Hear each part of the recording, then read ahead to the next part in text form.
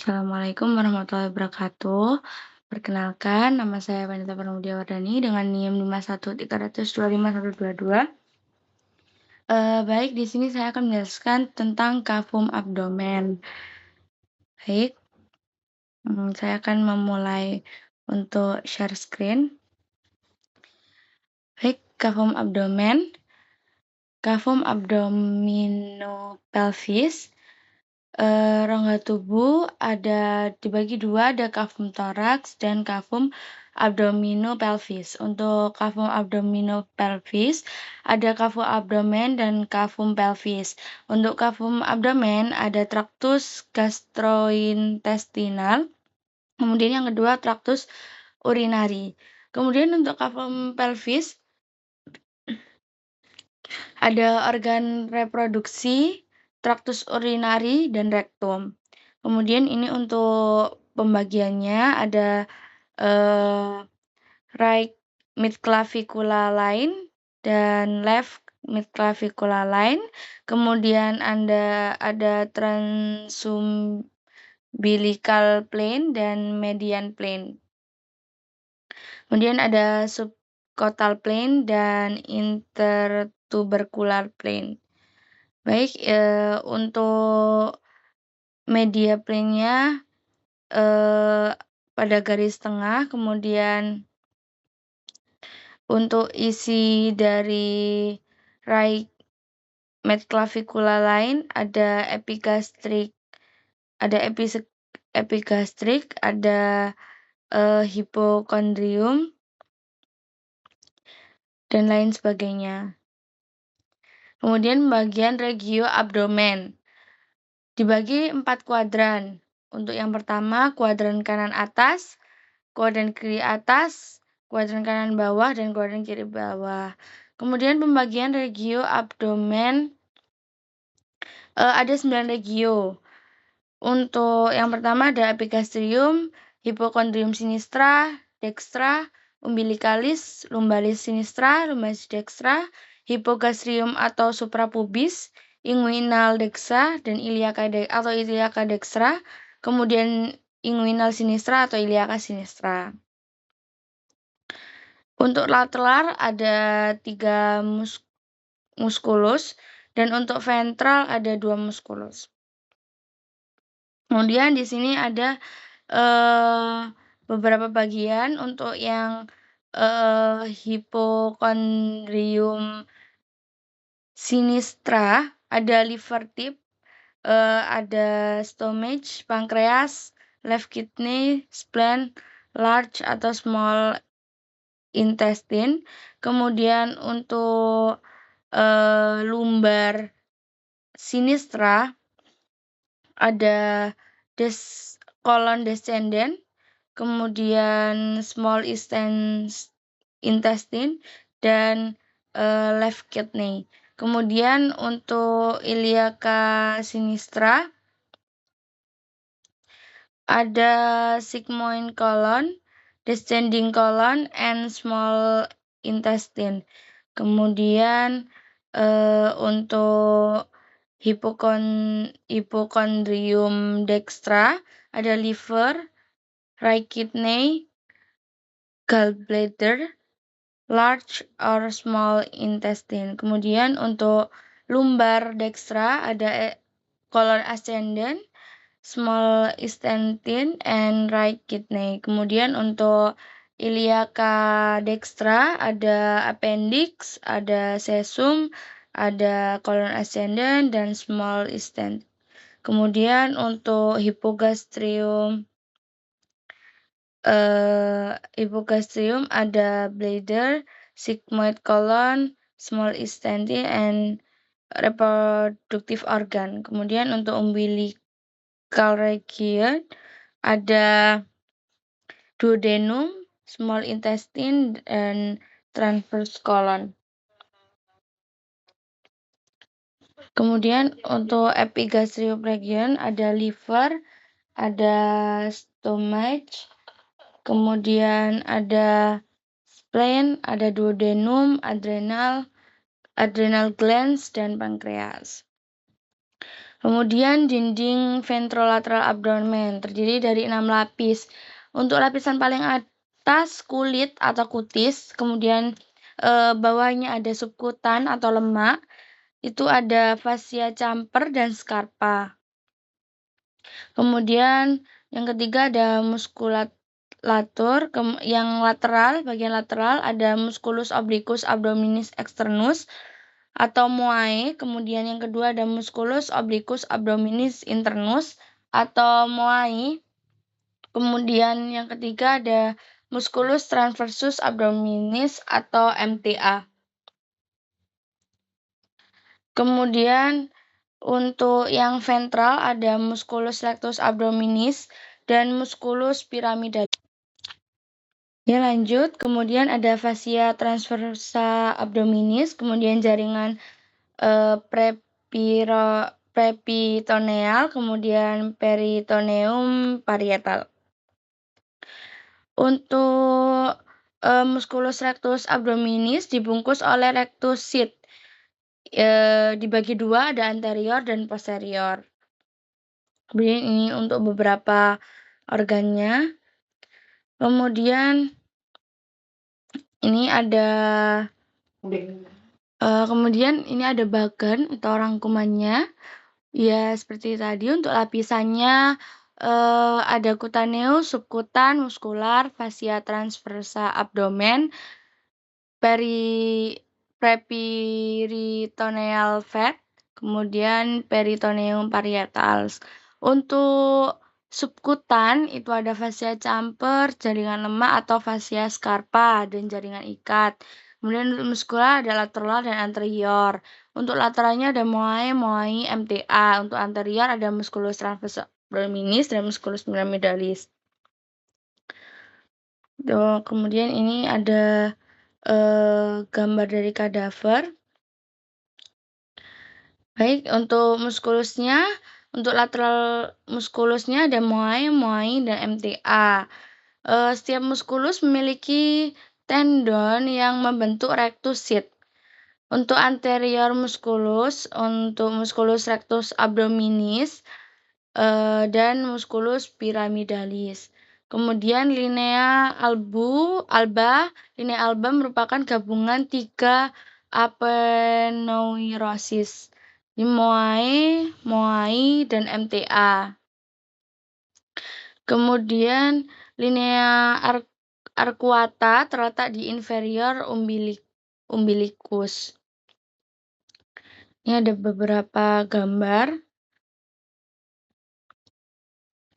Baik, ini untuk pembagian rectus sheath-nya atau vagina musculi recti.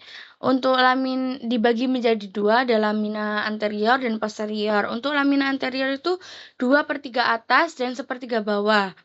Kalau 2/3 atas itu dari aponeurosis moae dan moae. Untuk 1/3 bawah itu ada apo 3 otot lateral.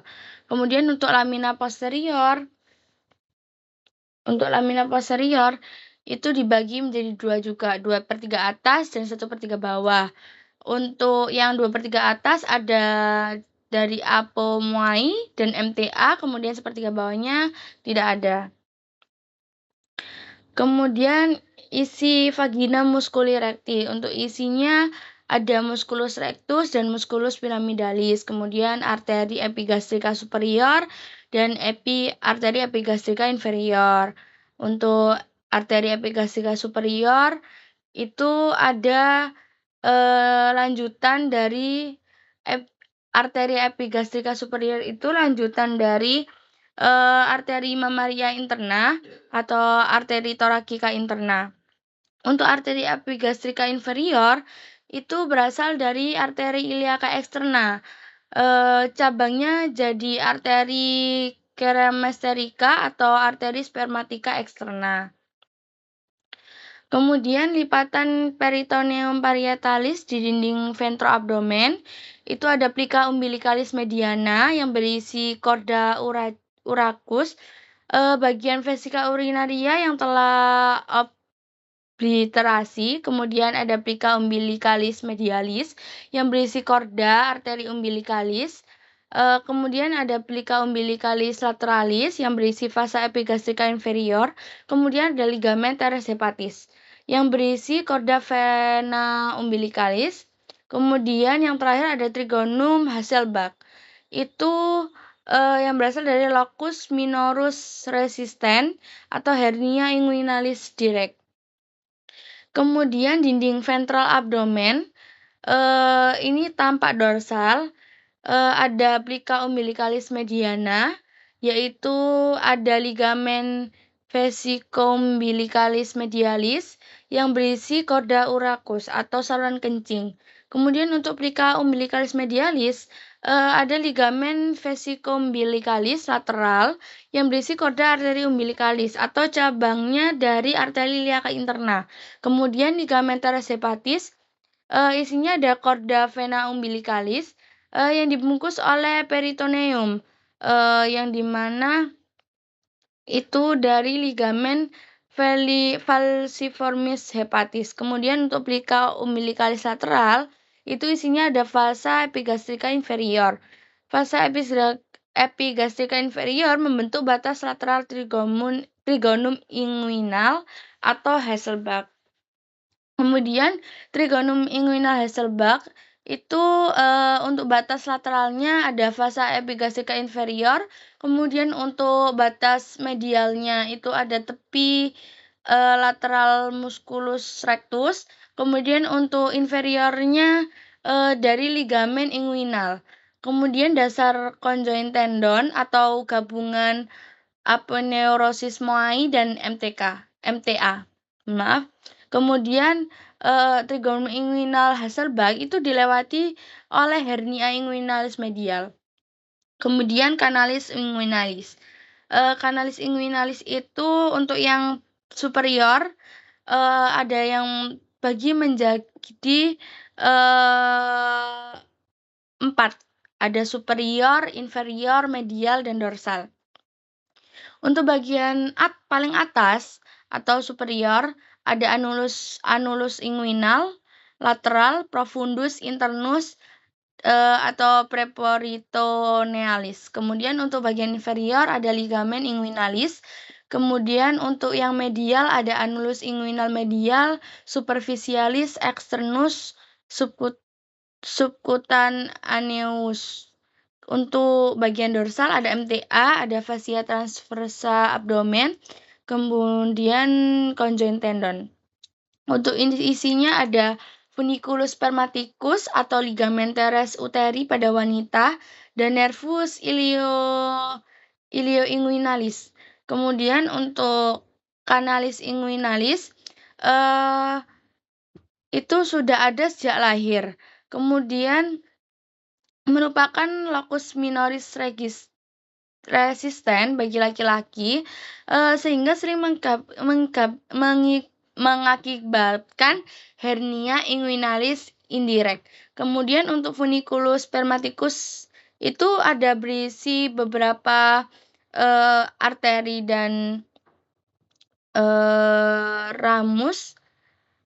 Yang pertama ada ductus deferens, ada arteri ductus deferens, ada arteri spermatica interna atau arteri testicularis, kemudian ada arteri spermatica externa atau arteri cremasterica, kemudian ada plexus pampiniformis, kemudian ada ramus genitalis, nervus genitofemoralis, kemudian pembuluh limfe dan plexus nervosus, kemudian ada processus vaginalis peritonei.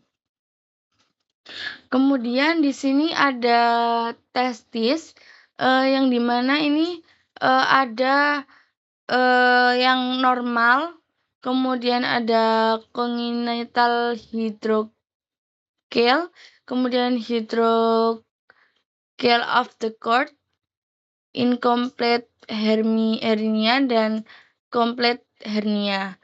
Jadi di sini seperti ada.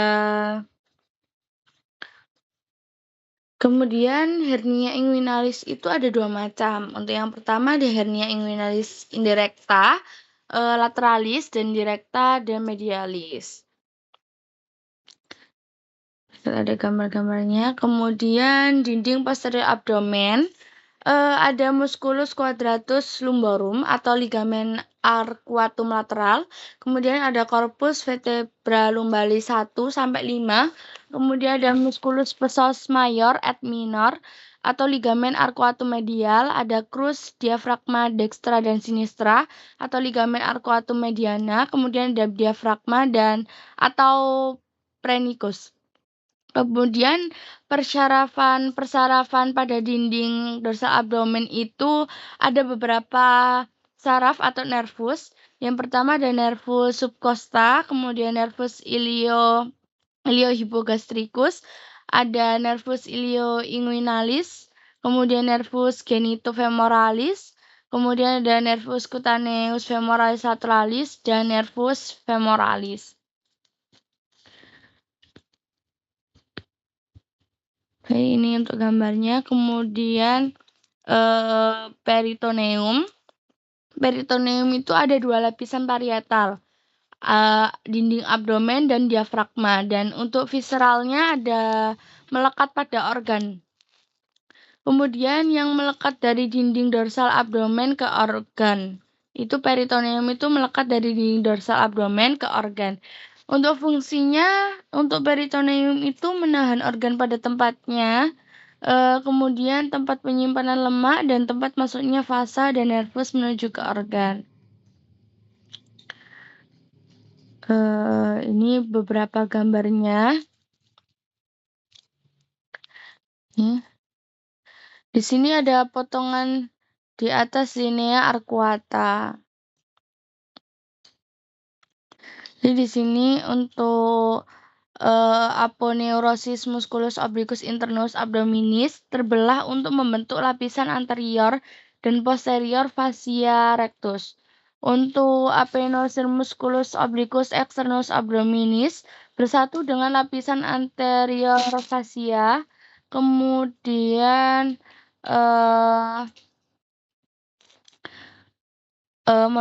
untuk aponeurosis musculus obliquus externus abdominis bersatu dengan lapisan anterior fascia itu ada aponeurosis musculus transversus abdominis bersatu dengan lapisan posterior fascia.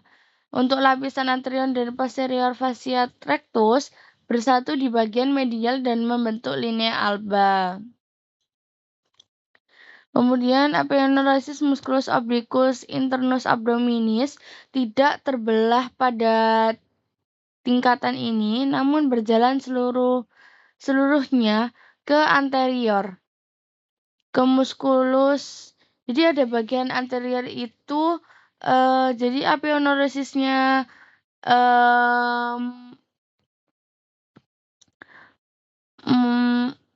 musculus obliquus internus abdominis itu semuanya berjalan ke arah anterior, yaitu ke musculus rectus abdominis, dan bersatu di sana dengan aponeurosis musculus obliquus externus abdominis dan aponeurosis musculus transversus abdominis.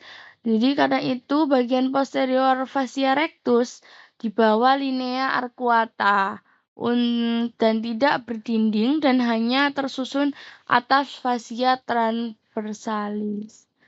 Gitu. Ini ada beberapa bagiannya.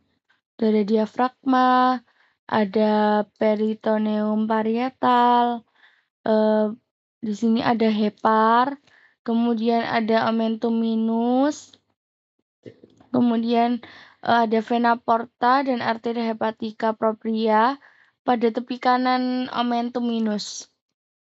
Di omentum minus, kemudian sebelah untuk paling yang sebelah kanannya itu ada vena porta dan arteri hepatica propria. Kemudian ada di bawahnya, sedikit bawahnya itu ada bursa omentalis. Kemudian ada gaster, kemudian ada arteri colica media, kemudian ada meoson colon transversum, kemudian ada peritoneum parietal, ada kolon transversum, ada omentum maius, Kemudian ada jejunum dan ileum. Jadi jejunum dan ileum itu ada bagian pada usus. Kemudian ada fascia transversalis.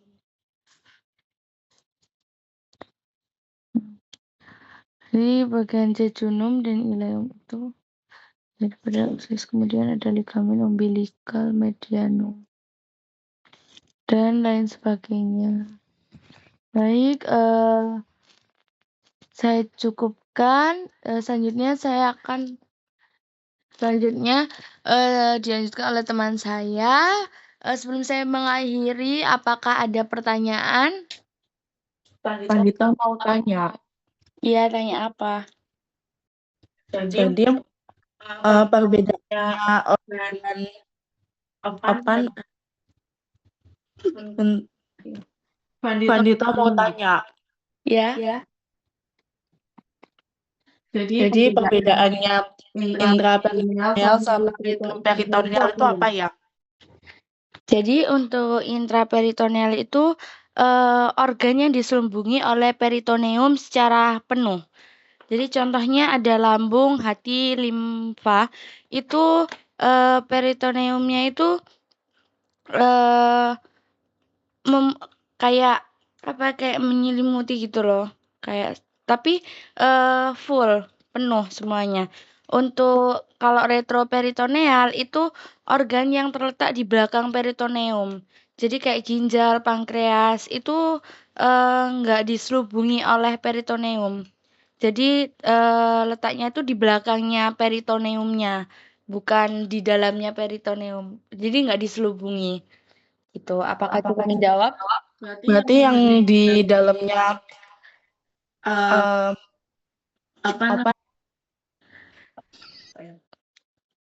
Berarti yang di dalamnya peritoneum itu yang intraperitoneal. Iya. Ya, terima kasih Vandita. Iya. Apakah ada pertanyaan lagi? Pandita izin bertanya boleh nggak? Iya, boleh, Ica. Apa itu asites? Asites itu penumpukan cairan berlebihan di dalam kafum abdomen. Jadi biasanya itu disebabkan oleh penyakit hati kayak sirosis gitu. Jadi ada penumpukan cairan di dalamnya kafum abdomen gitu. Apakah cukup menjawab, Ica? Ya, terima kasih. Oke. Baik, saya dilanjutkan oleh teman saya. Saya akhiri. Jazakumullahu khairan. Wassalamualaikum warahmatullahi wabarakatuh. Waalaikumsalam warahmatullahi Waalaikumsalam wabarakatuh. Terima warahmatullahi kasih. wabarakatuh. Assalamualaikum warahmatullahi wabarakatuh. Waalaikumsalam warahmatullahi wabarakatuh. Perkenalkan, saya Nevarica Putri. Di sini saya akan melanjutkan penjelasan dari teman saya, yaitu tentang kafum abdomen. Baik, untuk derivat turunan peritoneum sendiri terbagi menjadi 4. Ada ligamentum antar organ viscera, omentum maius, omentum minus, dan meso. Untuk yang pertama, di sini ada derivat peritoneumnya di sebelah sini. Ini ligamen falciformis hepatis, lobus, dan bagian sebelah sini. Selanjutnya untuk derivat peritoneum. Omentum maius sendiri terbagi menjadi 4 lapis peritoneum. Omentum minus terbagi menjadi 2 lapis peritoneum. Ligamen-ligamen antar organ, mesokolon transversum, mesenterium, mesoappendix, dan mesosigmoid. Untuk greater sac merupakan kafum peritoneal berisi cairan seros tipis. Jika berlebih disebut ascites antara peritoneum parietalis dan visceralis. Lesser sac merupakan celah yang terpisah dari greater sac yang dibatasi oleh yang pertama batas anteriornya ada gaster, omentum maius dan minus, posterior ada pankreas, di inferior ada mesokolon transversum dan kolon transversum, batas superiornya hepar dan diafragma, batas sinistranya lien dan ligamentum gastrolienalis, dan untuk batas dekstranya foramen epiploicum winslowi.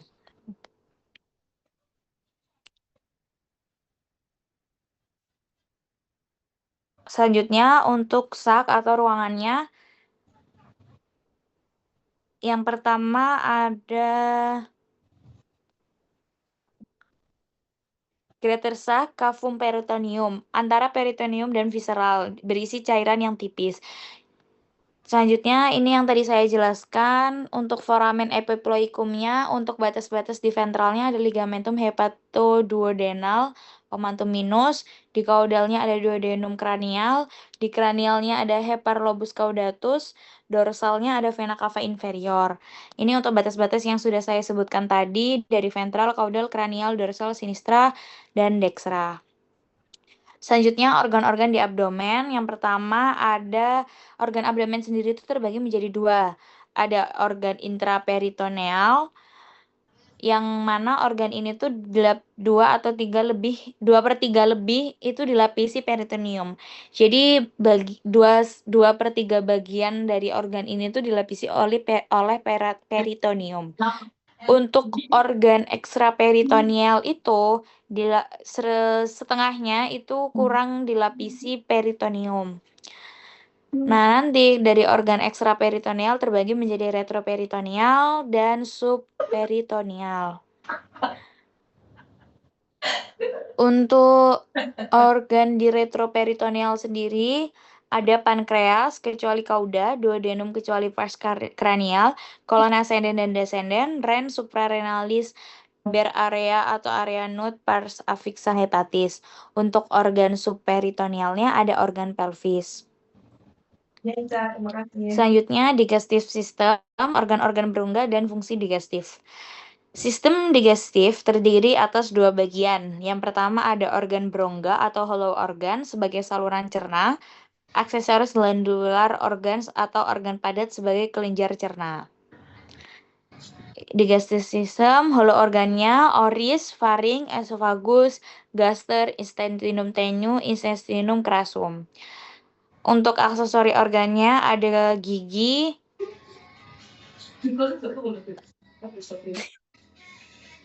kita pausen deh.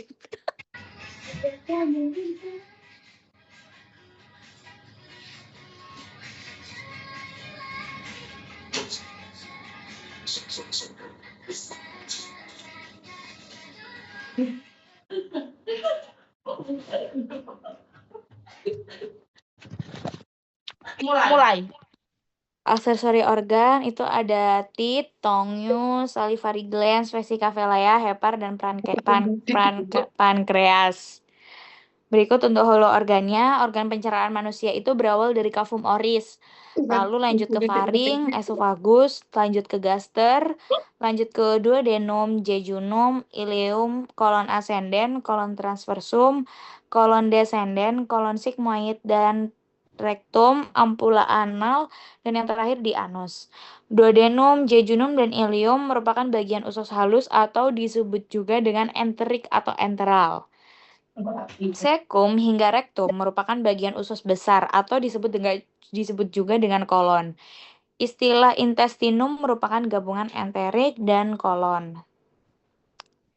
Sphincter hollow organ. Ada 5 sphincter penting pada hollow organ. Yang pertama ada pharyngoesophageal sphincter, gastroesophageal sphincter atau cardia, pyloric sphincter, ileocecal sphincter, dan anal sphincter interna dan eksterna. Berikut untuk esophagus. Esophagus memiliki panjang 25-30 cm. Berada atau setinggi dengan vertebra cervicalis 6 sampai vertebra thoracalis 10. Terbagi menjadi 3 bagian, pars cervicalis, pars thoracalis, dan pars abdominalis. Untuk pars cervicalis terletak di posterior trachea dan di ventral vertebra, membentuk sphincter fisiologis esophagus atas yang selalu menutup. Untuk pars thoracalisnya itu terletak di mediastinum posterior, di posterior dari perikardium yang melapisi atrium sinistra. Pars abdominalis melewati hiatus esophagus diafragma untuk bersatu dengan gaster, membentuk sphincter fisiologis esophagus bawah yang selalu menutup. Esophagus berguna untuk mengangkut makanan dari faring menuju ke lambung. Untuk nervusnya, nervus vagus berjalan di ventral dan dorsal esophagus. Ini untuk bagian-bagian dari esofagus, pars cervicalis, pars thoracalis, pars abdominalis. Selanjutnya untuk tempat penyempitan esofagus. Setinggi vertebra cervicalis 6 itu terjadi penyempitan akibat musculus constrictor faring inferior. Di vertebra thoracalis 4 terjadi penyempitan akibat aorta dan bronchus principalis sinistra. Di thoracalis 10 terjadi penyempitan akibat melewati hiatus esofagus diafragma. Untuk vaskularisasi esofagus sendiri, arteri pars cervicalis berasal dari rami esofageal arteri tiroidea inferior. Pars thoracalis berasal dari rami esofageal aorta thoracalis. Pars abdominalis berasal dari rami esofageal arteri gastrika sinistra. Vaskularisasi esofagus yang di bagian vena. Untuk pars cervicalis bermuara ke vena tiroidea inferior, nanti menjadi vena brachiocephalica dextra sinistra, dan selanjutnya menjadi vena cava superior. Pars thoracalis bermuara ke vena azygos dan hemiazygos, selanjutnya untuk vena cava superior sampai vena brachiocephalica sinistra. Pars abdominalis bermuara ke vena gastrika sinistra, lalu ke vena porta, lalu ke vena hepatica, dan terakhir ada vena cava inferior. Selanjutnya untuk gaster. Ciri-ciri gaster sendiri seperti berbentuk huruf J. Fungsinya untuk penyimpanan makanan sementara. Untuk bagian-bagian gaster ini bisa disebut juga dengan lambung ya teman-teman. Untuk bagiannya itu ada kardia, fundus, corpus, pylorus, curvatura mayor, dan curvatura minor. Untuk bagian kardia sendiri itu ada cardiac orifice, junction of esophagus. Untuk fundusnya itu berada di bawah diafragma dan sering terisi gas. Di fundusnya itu terdapat arteri gastrika brevis. Untuk korpusnya di bagian tengahnya, jadi dia bagian yang besar. Pylorus adalah akhir atau saluran air di lambung. Jadi dia langsung jadi dia berada di akhir bagian perut.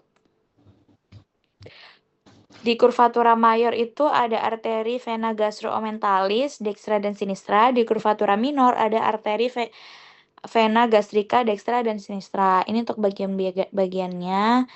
Jadi kardia itu di bagian sebelah sini, dari sini sampai sini itu korpus yang besar ini. Lalu pylorus itu di sebelah sini. Untuk ostium pyloricumnya di sini, sphincter pylorusnya di sebelah sini, plikanya itu seperti lipatan-lipatan gitu, lipatan gastrika. Untuk arterinya sesuai dengan letaknya. Baik, ini untuk bagian-bagiannya. Lalu untuk vaskularisasi gaster. Arterinya itu berasal dari cabang truncus coeliacus.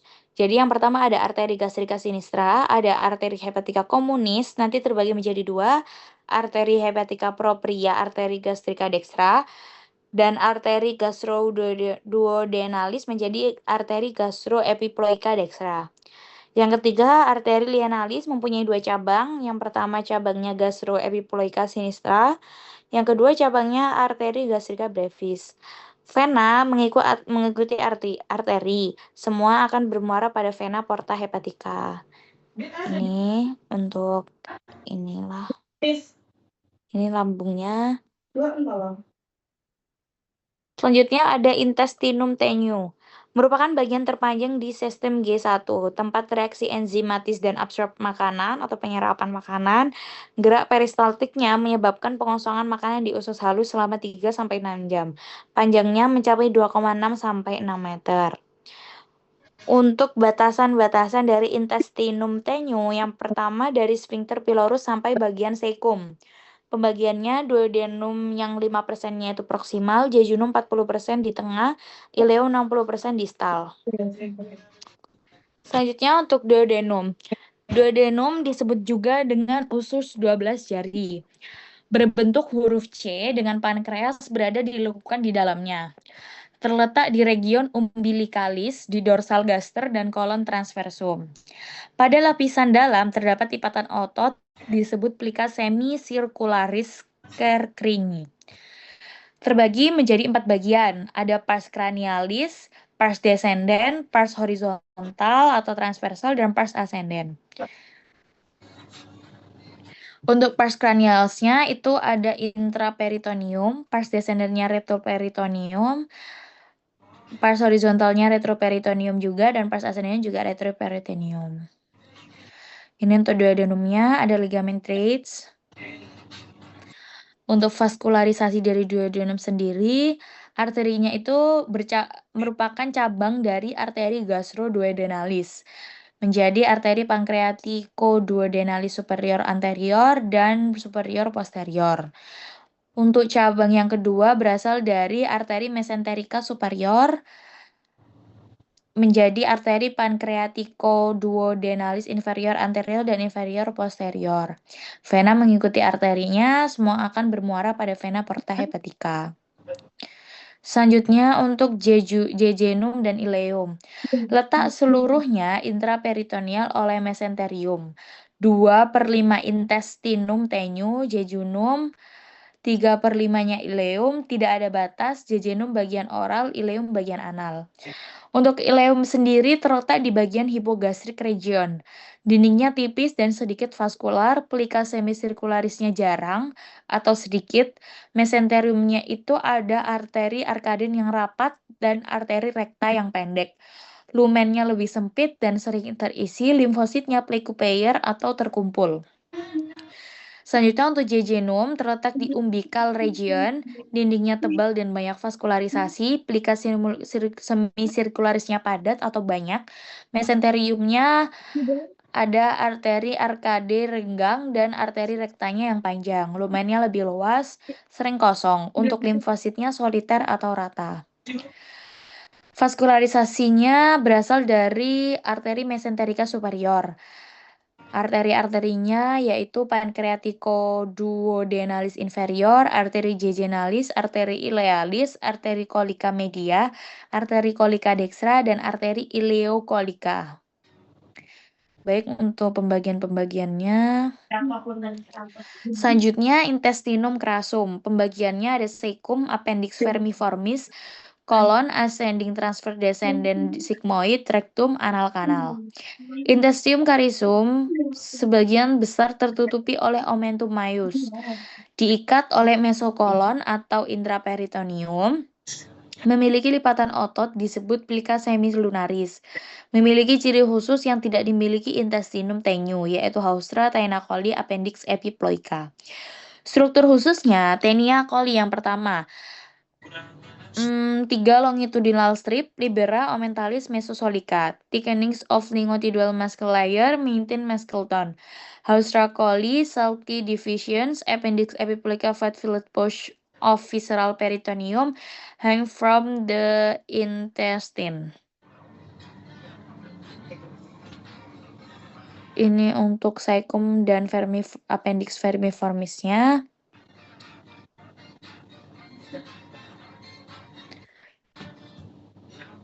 Untuk usus besarnya ini pembagian-pembagiannya. Jadi tadi usus besar terdiri dari cecum, kolon ascendens descendens, kolon transversum, kolon sigmoid, dan rectum. Untuk ciri-cirinya, segmen-segmennya haustra coli dibatasi oleh incisura coli. Terdapat kantong-kantong lemak dari peritoneum bernama appendix epiploica. Terus ada appendix vermiformis. Terdapat Taenia coli, penebalan otot longitudinal, mukosa, plika semilunaris, vasa, arteri marginalis. Selanjutnya untuk rectum. Bergabung dengan kolon sigmoid. Descending into the pelvis, complete and well-developed longitudinal muscle layer. Selanjutnya untuk inervasi dari rectum dan anal kanal sendiri, untuk plexus submucosa Meissner, sekresi cairan mukosa, plexus myenteric Auerbach, kontraksi peristaltik usus, ekstrinsiknya ada simpatis dan parasimpatis. Kalau simpatis ada nervus panciki, memperlambat peristaltik usus. Untuk parasimpatis ada nervus vagus dan nervus pelvicus, mempercepat peristaltik usus. Baik, sekian dari saya. Apakah ada yang ditanyakan?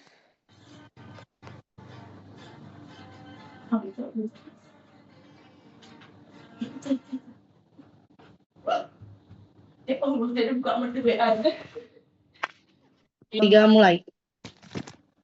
Saya Rica mau tanya, boleh nggak? Ya, tanya kenapa? Oke, jadi tentang Trigonum inguinalis Hasselbalch itu kepentingan klinisnya apa ya? Nah, jadi Trigonum inguinalis Hasselbalch itu kan area lemah di dinding abdomen, tapi di bagian bawah. Nah, itu tuh dibatasi oleh fasa epigastrika inferior di lateral, tepi lateralnya itu ada musculus rectus abdominis di medial, dan ligamentum inguinal di inferior. Daerah ini itu lokasi terjadinya hernia inguinalis direkta. Jadi dia memiliki kepentingan klinis yang besar dalam pembedahan dan diagnosis hernia. Gitu. Apa ada yang kurang jelas? Oke, terima kasih, Ca. Ya, mungkin ada pertanyaan lagi. Ica mau izin tanya, Ya. untuk boleh dijelasin nggak hernia inguinalis itu apa? Nah, aku jelasin dari hernia dulu ya. Hernia itu adalah kondisi ketika organ atau jaringan dalam tubuh itu menonjol keluar melalui bagian otot atau dinding tubuh yang lemah. Jadi jika otot perut melemah, usus itu bisa aja nonjol keluar. Ini contohnya. Terus nanti untuk bonjolan. Nah, itu namanya hernia. Jadi hernia itu benjolan akibat organ yang menonjol keluar karena ototnya itu lemah. Dari contohnya tadi kan ada hernia inguinalis. Berarti dia itu benjolan di selangkangan. Kayak gitu. Nah, gejalanya itu kayak ada kayak benjolan yang terlihat. Terus habis itu nyeri, gak nyaman gitu. Kayak gitu. Mungkin kurang jelas. Baik Ica, terima kasih sudah memahamkan. Baik, baik saya akhiri. Terima kasih. Jazakumullah khairan katsiran. Wassalamualaikum warahmatullahi wabarakatuh. Waalaikumsalam warahmatullahi wabarakatuh. Aku ya? Ya. Baik, Assalamualaikum warahmatullahi wabarakatuh. Sebelumnya, perkenalkan nama saya Jessica Claudia Biskel dari NIM 5130025095.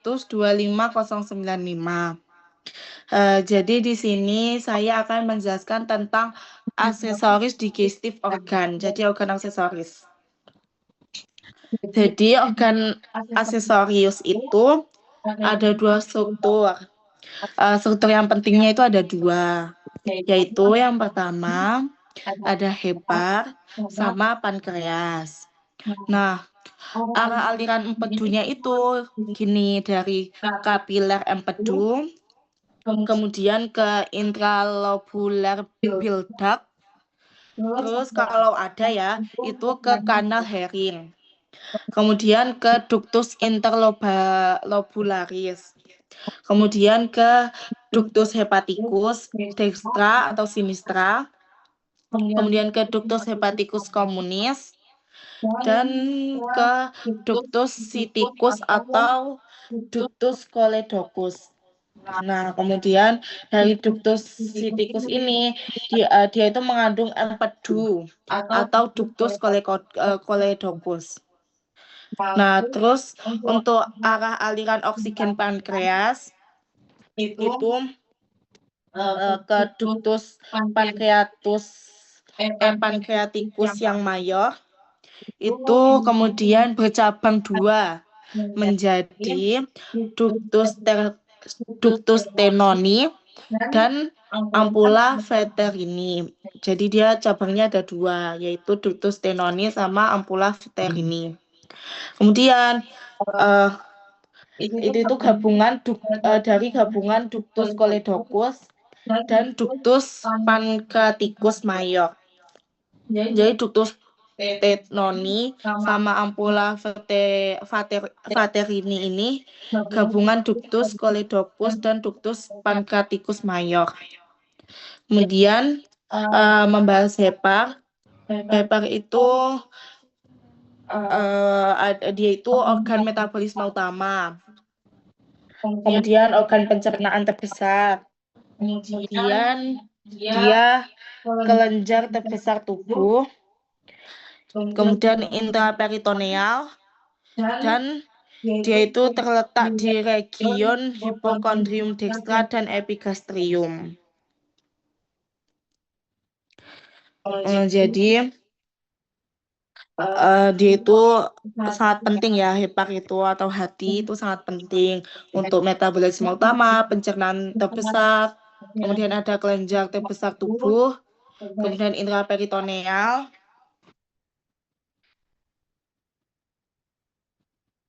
kemudian letaknya hati itu ada di region hipokondrium dekstra dan epigastrium. Kemudian untuk intraperitoneal itu sendiri artinya itu di situ kan hepak itu intraperitoneal ya. Intraperitoneal itu adalah istilah medis yang merujuk pada lokasi atau tindakan yang berada di dalam peritoneum atau di perut. Jadi dia itu terletak di perut ya, berada dalam rongga. Baik. Kemudian permukaan anterior hepak, anteriornya depan. Jadi yang pertama itu ada dibagi menjadi dua lobus, yaitu lobus hepatis dextra sama lobus hepatis sinistra. Untuk lobus hepatis dextranya itu terdapat ligamen triangular dextrum, kemudian impressiones costarium, dan ligamen coronarium. Kemudian untuk lobus hepatis sinisternya itu ada ligamen triangular sinistra dan ligamen coronarium. Terus di anterior hepak ini juga ada ligamen falciformis hepatis sama ligamen teres hepatis. Itu yang anterior. Kemudian permukaan visceralis hepak. Visceral hepak itu ada dua kan tadi, lobus hepatis dextra sama sinistra, kanan sama kiri. Untuk yang dextra itu ada lobus quadratus, ada lobus caudatus, kemudian ada vena cava inferior, ada vesica biliaris, ada ligamen triangular dextrum, ada area nuda, sama ada porta hepatis. Nah, untuk porta hepatis itu ada vena porta, ada arteri hepatica propria, sama ductus hepaticus communis. Jadi di lobus hepatis dexter ini isinya ada 7 ya. Ada lobus quadratus, lobus caudatus, vena cava inferior, vesica biliaris, ligamen triangular dextrum, area nuda, sama porta hepatis. Nah, untuk porta hepatisnya ada lagi isinya ada vena porta, arteri hepatica propria, sama ductus hepaticus communis. Kemudian sekarang yang sinistra. Lobus hepatis sinistra itu isinya ada ligamen coronarium sama ligamen triangular sinistra saja.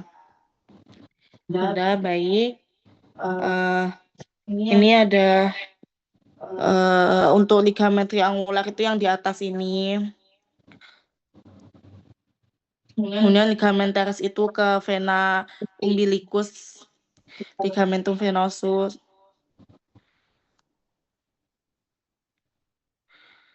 Baik. Kemudian ini strukturnya hepak ya. Ini hepak itu secara anatomis itu dibagi menjadi 3 lobus, yaitu ada lobus yang dekstra, lobus sentral, sama lobus sinistra. Nah, kemudian secara fungsional dia cuma dibagi 2, yaitu ada yang dekstra sama sinistra. Kalau anatomis 3, kalau fungsi cuma dekstra sama sinistra aja. Nah, kalau untuk yang secara anatomis, kan tadi ada dekstra, sentral, sama sinistra ya.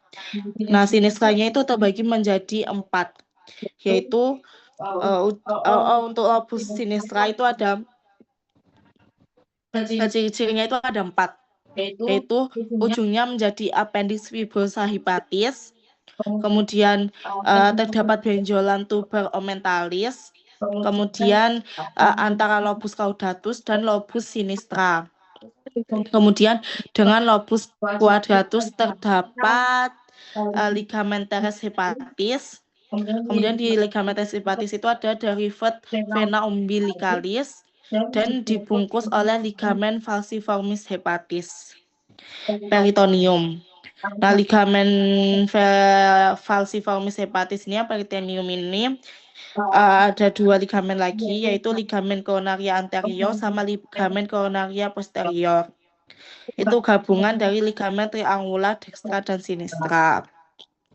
Jadi kalau seumpamanya ada ciri-ciri kayak gitu, ciri-ciri ujungnya menjadi appendix fibrosa hepatis, terdapat benjolan tuber omentalis antara lobus caudatus dan lobus sinistra, dan ada dengan lobus quadratus terdapat ligamen teres hepatis itu tadi, berarti itu ciri-ciri dari hepar lobus secara anatomis lobus sinistra. Kemudian secara fungsional, tadi kan dibagi dua, ada destra sama sinistra. Untuk destranya dia ada lobus dextra dan lobus caudatus dan procerus caudatus. Nah, untuk sinistranya itu ada lobus sinistra, lobus quadratus, dan procerus papillaris. Nah,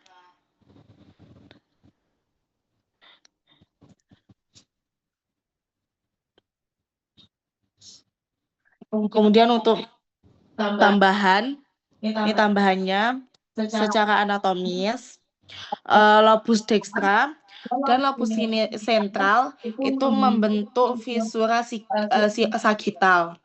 Jadi antara dextra sama sentral itu membentuk fisura sagittal yang merupakan letak dari vena cava inferior dan vesica velea.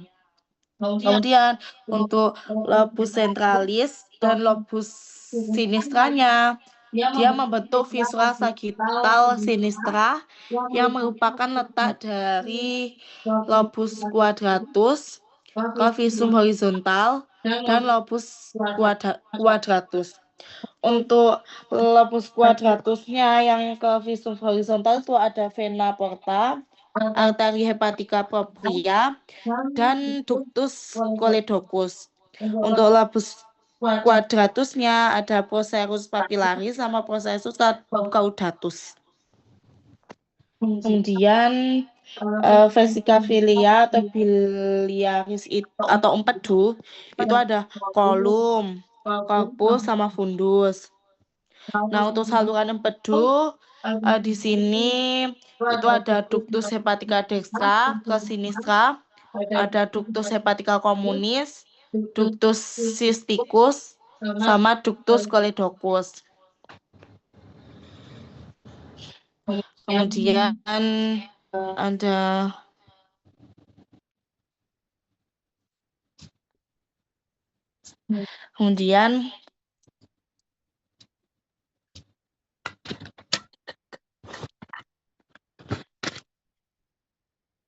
jadi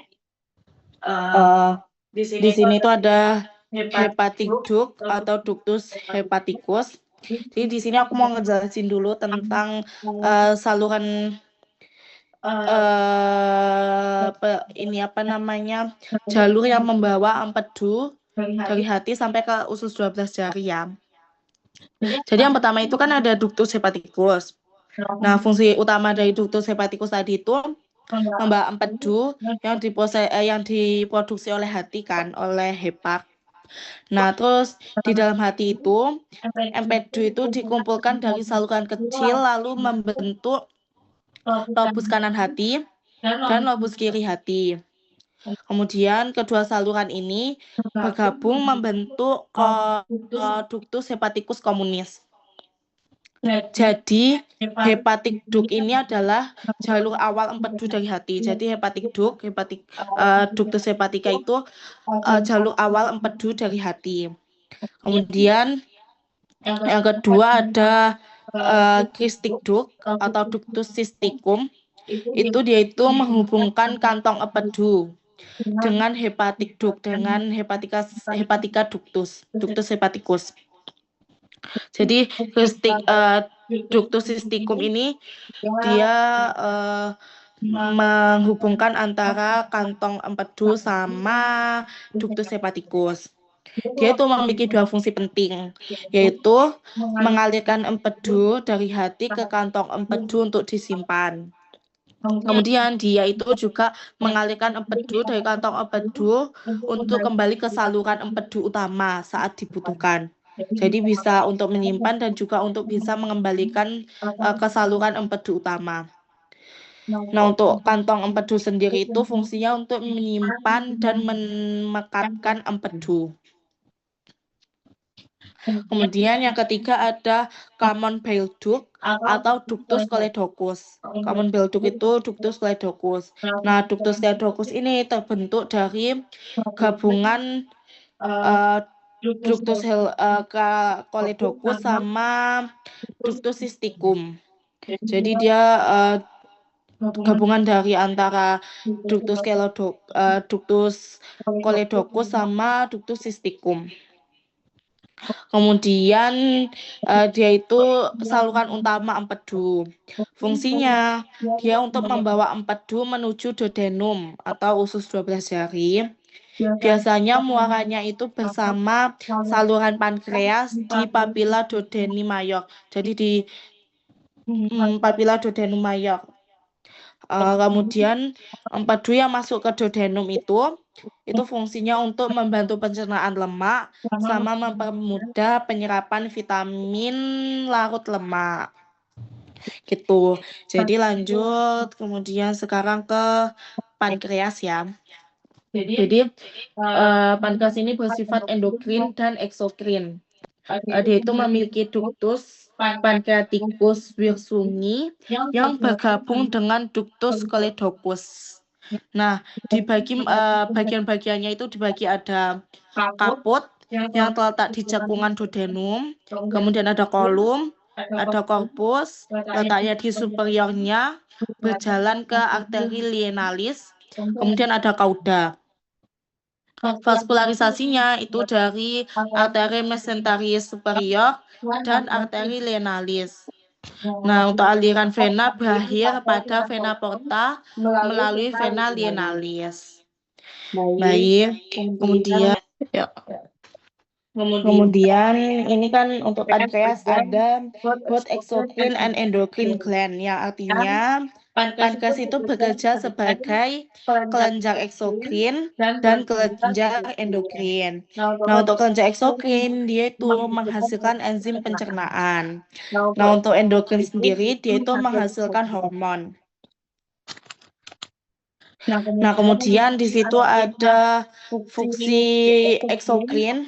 Selain menghasilkan enzim, dia itu setelah menghasilkan enzim, dia itu akan dialirkan ke duodenum, yaitu usus 12 jari melalui ductus pancreaticus. Enzim yang dihasilkan oleh eksokrin itu ada amilase, lipase, sama tripsin dan kimotripsin.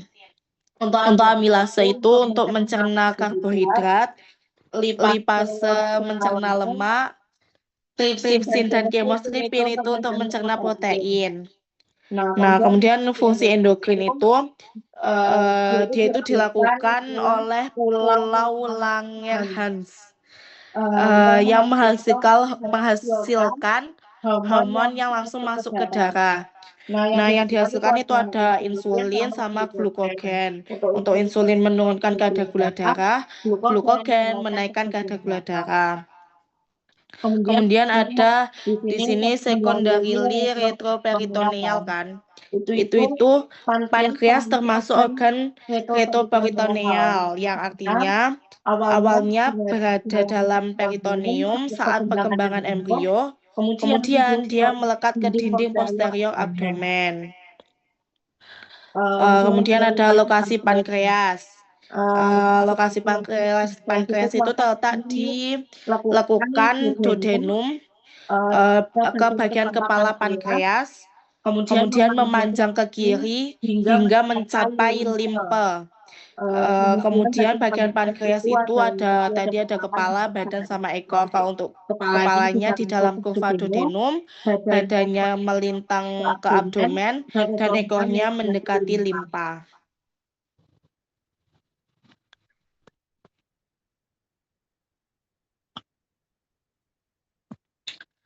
Kemudian di sini ada pancreatic duct, ductus pankreas itu untuk saluran pankreas utama. Main pancreatic duct itu saluran pankreas utama itu dia membentang di sepanjang pankreas, kemudian bergabung dengan saluran empedu, kemudian bermuara di duodenum. Kemudian untuk aksesori pancreatic duct-nya, saluran pankreas tambahan itu terletak di kepala pankreas, kemudian berhubungan dengan saluran utama dan masuk ke duodenum. Dan lanjut.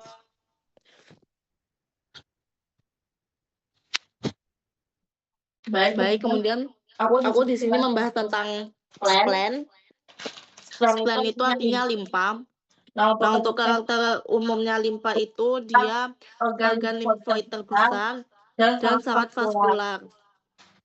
Yang artinya organ ini memiliki banyak pembuluh darah, vaskularisasi tinggi yang terlihat dari banyaknya percabangan arteri dalam gambar. Jadi arterinya itu banyak banget bercabang-cabang. Untuk lokasi sendiri itu dia berada di kuadran kiri atas, terletak di bagian kiri atas rongga perut dan di belakang lambung. Posisi anatomisnya berada di sebelah belakang posterior lambung. Untuk fungsi utamanya, limpa ini memiliki peran penting banget. Yang pertama, filtrasi darah, menghilangkan antigen yang terbawa oleh darah. Kemudian kedua, daur ulang sel darah, itu bertugas menyaring dan menghancurkan sel darah merah yang sudah tua atau rusak. Kemudian hematopoiesis pada janin. Jadi selama masa perkembangan janin di dalam rahim, limpa itu fungsinya sebagai tempat pembentukan sel darah. Kemudian sebagai penyimpanan, yaitu berperan sebagai tempat penyimpanan keping darah atau trombosit. Baik, kemudian di sini lien itu sama juga, yaitu limpa.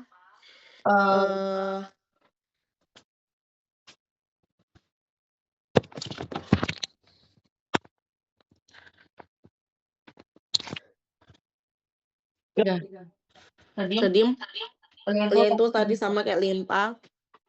Dia itu ini sama yang kayak dijelaskan tadi, retoperitoneal, letak di hipokondrium sinistra. Kemudian pada margo superior, yaitu terdapat incisura lienalis. Kemudian vaskularisasinya yaitu ke arteri lienalis dan vena lienalis, masuk melalui hilum. Terdapat 3 impresio, yaitu impresio colica, impresio gastrica, dan impresio renalis. Kemudian sini ada aorta abdominis. Aorta abdominis itu mulai dari hiatus aorticus pada kemudian aorta abdominalis itu mulai dari hiatus aorticus pada vena torakal 12, berakhir pada vena lumbal 4 dan bercabang menjadi arteri iliaka, komunis, sinistra, dan dekstra. Nah, itu terletak di ventral columna vertebralis pars lumbalis, sebelah kiri garis median dan vena cava inferior. Kemudian cabang-cabang aorta abdominalis. Cabang parietalnya itu ada arteri plenico abdominalis, arteri plenica inferior, dekstra atau sinistra. Kemudian ada arteri lumbalis 1 sampai 4, dekstra atau sinistra, dan ada arteri sacralis media. Kemudian cabang visceralnya ada arteri suprarenal media, dekstra atau sinistra. arteri renalis dextra atau sinistra, arteri spermatica interna, arteri arteri ovarica dextra sinistra, kemudian ada truncus coeliacus, ada arteri mesenterica superior dan arteri mesenterica inferior. Kemudian ini aorta abdominal, bagainya yaitu dibagi menjadi dua cabang kan, cabang parietal sama cabang visceral. Kemudian cabang parietal itu ada arteri plenica abdominal atau inferior dextra atau sinistra. Kemudian ada bercabang di situ ada arteri suprarenal superior dextra atau sinistra. Kemudian ada arteri lumbalis 1-4 dextra atau sinistra. Kemudian ada sacralis media dan ada arteri lumbalis di sacralis media itu ada arteri lumbalis lumbalis 5 dextra atau sinistra. Kemudian untuk cabang visceralnya dia itu ada truncus coeliacus dan truncus coeliacus menjadi 3 cabang utama, yaitu arteri gastrica sinistra, arteri hepatica communis, dan arteri lienalis. Untuk arteri hepatica communis itu bercabang jadi arteri gastrica duodenalis dan arteri hepatica propria.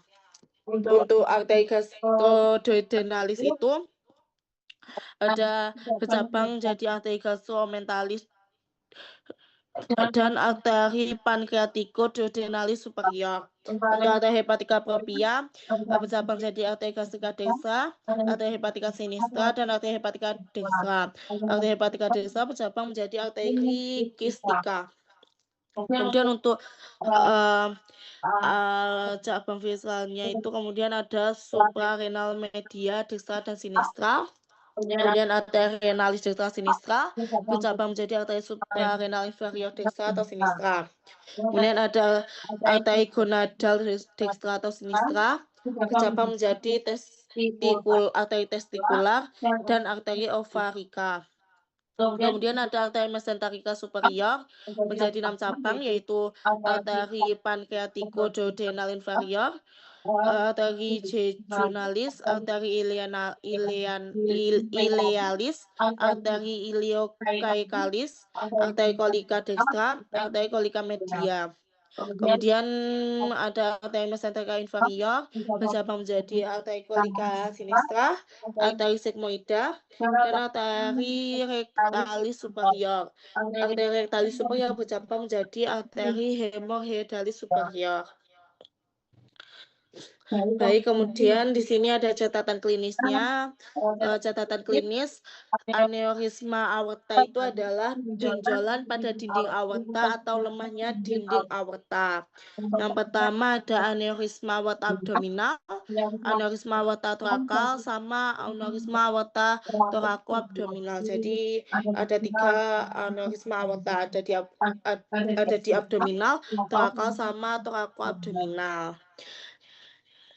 Kemudian di sini ada vena cava inferior. Letaknya dia ada di vena lumbal 4-5 pada penggabungan dari 5 iliaca communis sinistra dan dextra sampai masuk atrium dextrum.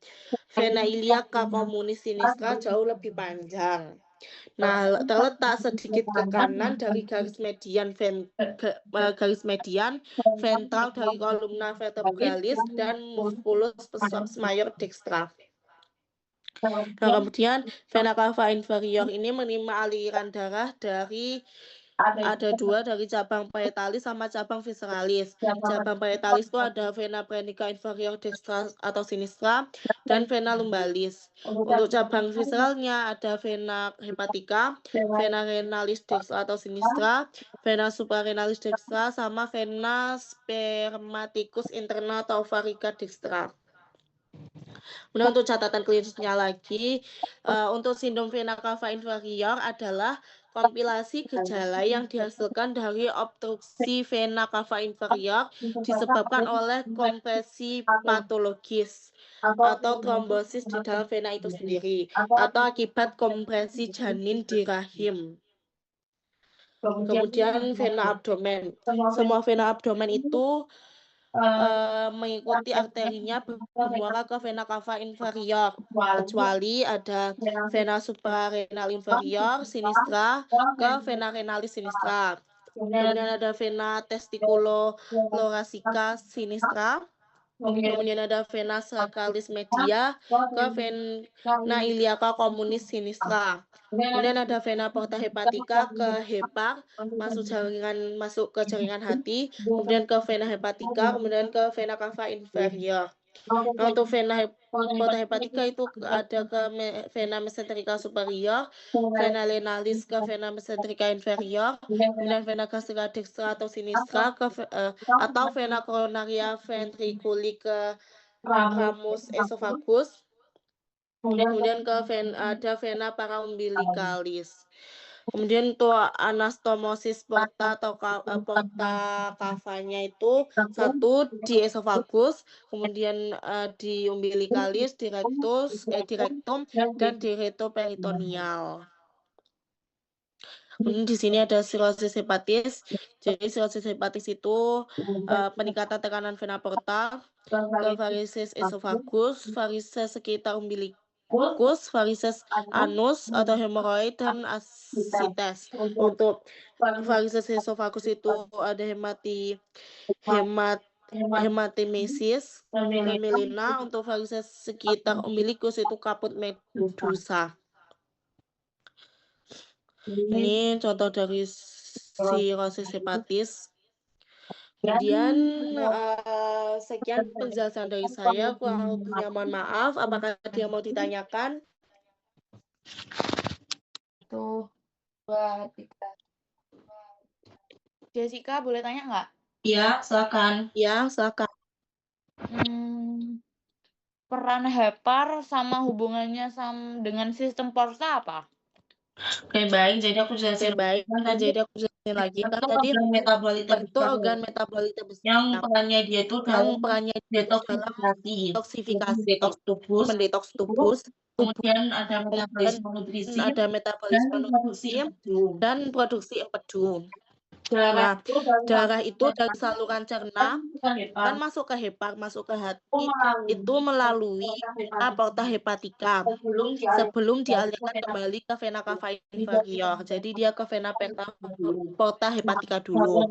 Nah, gangguan pada sistem ini dapat menyebabkan hipertensi portal dan cirrhosis hepatis. Itu. Apakah sudah jelas? Sudah. Terima kasih, Jess. Oke, terima kasih. Baik. Saya akhiri. Kurang lebihnya mohon maaf. Wassalamualaikum warahmatullahi wabarakatuh. Waalaikumsalam warahmatullahi wabarakatuh.